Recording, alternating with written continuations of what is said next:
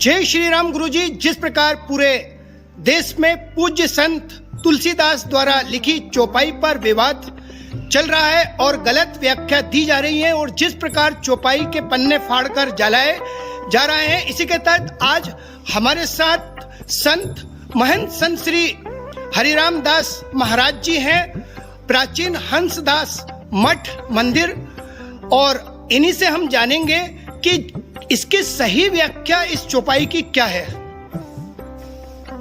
जय श्री राम। पूज्य परम पूज्य श्री गोस्वामी तुलसीदास जी महाराज ने पूरे मानव जाति को जो संदेश दिया है उसमें शिक्षण शब्द को ही ताड़न शब्द कहा गया है। ढोल जो वस्तु है, इसके लिए कहा जाता है कि ढोल एक ऐसी वस्तु है जो बिना हाथ के ताड़न यानी बजाए पर बजता नहीं है। तो ढोल अगर रखा रहेगा तो उसका कोई लाभ नहीं है, उसको बजाने के लिए शिक्षण की जरूरत होती है।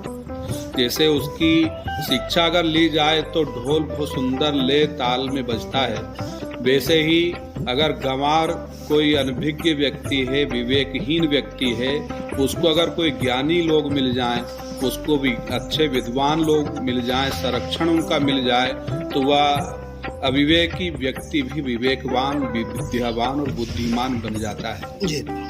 वैसे ही शूद्र के लिए शब्द आता है।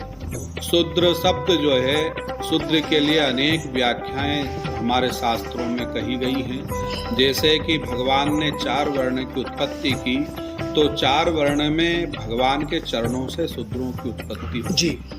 तो शूद्र शब्द जो है भगवान के वर्ण बनाए हुए, और भगवान कहते हैं कि सब मम प्रिय सब मम पुजाए, सबसे अधिक मनुज मोहि भाए।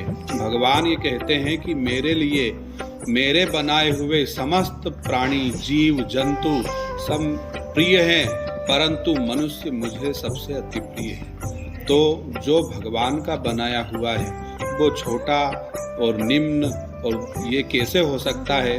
जैसे अन्य मनुष्य हैं, जैसे अन्य जाति में जो अपने आप को मानते हैं, वैसे ही शूद्र भी भगवान को उतना ही प्रिय है। जो अपने को शूद्र कहते हैं वो शूद्र नहीं है, वो भगवान के ही बनाए हुए हैं, इसलिए वो भगवान के लिए अति प्रिय हैं। इसमें उनके प्रति भगवान के मन में कोई छोटा और बड़े का कोई भाव नहीं है, उनके लिए सब समान है। तो शूद्र जो है, जैसे गंवार को शिक्षण देने से वो विवेकवान बुद्धिमान हो जाता है। ढोल का शिक्षण, ढोल बजाने या आपकी ढोलक बजाने की अगर शिक्षा ली जाए तो ले तार स्वर में बजती है तो लोगों को आनंद आता है। वैसे ही शूद्र पंडित जी, इस चौपाई में ढोल, गंवार, शूद्र, पशु, नारी, पशु और नारी का भी व्याख्या है। पशु के लिए कहा गया है कि अगर कितना भी पशु उदंड हो तो अगर उसका शिक्षण दिया जाए तो वह पशु भी समाज का काम करता है। जैसे गधा है, खच्चर है, कुत्ता है, शेर है, यहाँ तक कि शेर को भी अगर शिक्षण दिया जाए तो वह उस मनुष्य का भी अनुसरण करने लगता है जो इशारा करता है जी। तो पशु को भी संस्कारवान बनाना ही ताड़न शब्द है। वैसे ही नारी के लिए कहा गया है कि नारी के लिए यत्र पूज्यन्ते नारी तत्र रमणते देवता।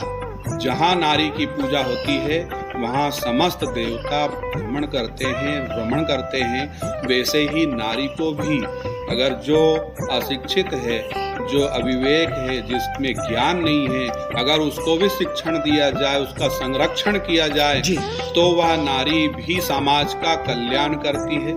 हमारे समाज में सबसे पहला गुरु अगर किसी को कहा जाता है तो नारी को कहा जाता है। तो गुरु का तात्पर्य यानी गुरु विवेकवान होना चाहिए, संस्कारवान होना चाहिए, विवेकवान होना चाहिए। इसलिए अगर उस नारी को शिक्षण देकर के विवेकवान, संस्कारवान, विद्वान अगर बनाया जाए तो उससे जो संतान की उत्पत्ति होगी वह संतान भी विवेकवान, संस्कारवान और बुद्धिमान बनती है। इसलिए वहाँ नारी को ताड़न शब्द ना उपयोग करते हुए उसको शिक्षण शब्द से उसको, कुल मिलाकर ये भी हम बोल सकते हैं कि नारी जो माँ के रूप में, बहन के रूप में, बेटी के रूप में उससे संरक्षण देना भी एक तारण शब्द से हम रिलेट कर सकते हैं। हाँ, ताड़न शब्द है ना, शिक्षण जी। संरक्षण शब्द है। हमारे देश में भाषाओं का बड़ा अंतर है। जैसे अवधी भाषा में श्री रामचरितमानस की रचना हुई, तो अवधी भाषा में ताड़न शब्द को देखा जाता है, यानी उसको कहा है ना देख करके रखना, इसका ध्यान रखना, यानी ध्यान रखना, उसको देखना ताड़न कहा गया है। तो अवधी भाषा में उसका अर्थ होता है देखना, यानी ये कहीं गलत मार्ग पर न चला जाए या इसके साथ असुरक्षा का कोई कारण न बन जाए, तो उसको संरक्षण में रखना, देखना ही ताड़न शब्द का यही यानी पूर्ण रूपेण सही शब्द का अर्थ है। और व्याकरण में भी, शब्दकोश में तो भी। जय श्री राम दोस्तों, आज थे हमारे साथ महंत श्री हरिराम दास महाराज जी, जिन्होंने इस चौपाई की सही एक व्याख्या दी है।